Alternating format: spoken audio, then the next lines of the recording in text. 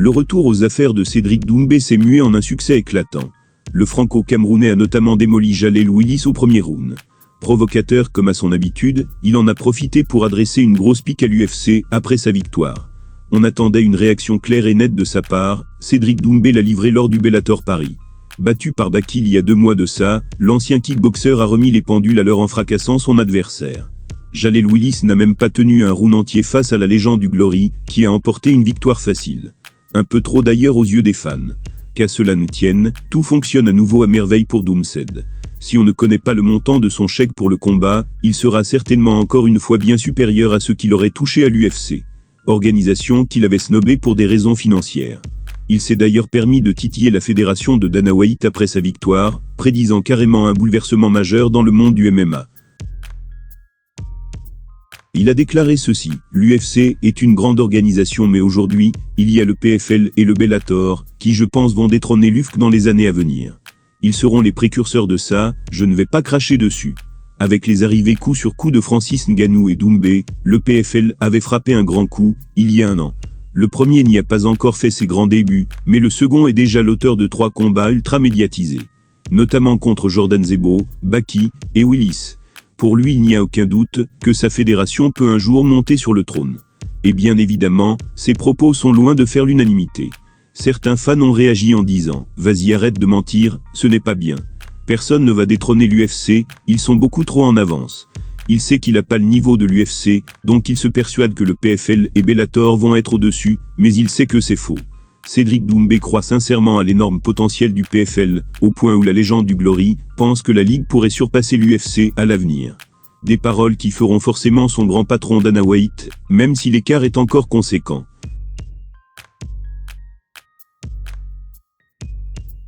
Après une première sortie convaincante dans le ring contre Fury, Francis Ngannou pensait sans doute pouvoir reproduire l'exploit contre Anthony Joshua.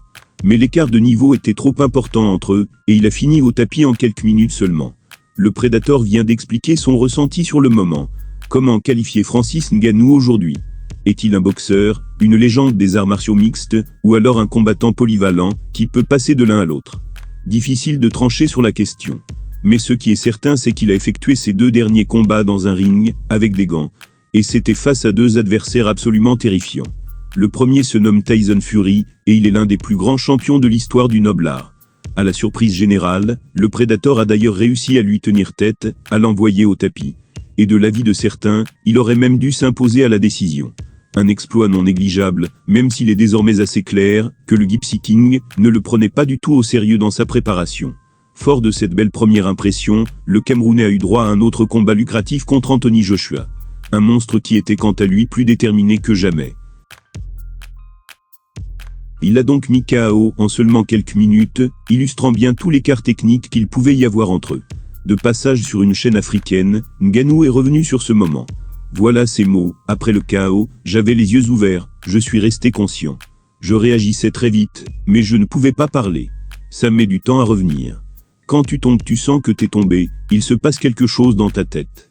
Et quand tu te réveilles, ça prend du temps de pouvoir entendre, et de pouvoir parler. Et ce même, si tu vois les gestes des médecins devant tes yeux. Tu es conscient, mais tu es encore loin. Le KO, c'est juste un impact au cerveau, qui déconnecte pendant 1 seconde. Je pense qu'au Cameroun, on a déjà tous pris un KO, à force de freiner derrière les voitures et les motos. C'est un geste sec, qui fait que le cerveau va toucher les parois du crâne. Ça peut causer des commotions. Alors une fois à Paris, après le combat, j'ai fait des examens, pour vérifier mon état. J'ai vu des neurologues. Francis Ngannou n'avait jamais été mis KO avant son combat contre Anthony Joshua. Et il garde un souvenir très clair de ce moment. Il se sentait visiblement conscient, il réagissait à son environnement, mais ne pouvait ni parler, ni entendre. C'est assez terrifiant.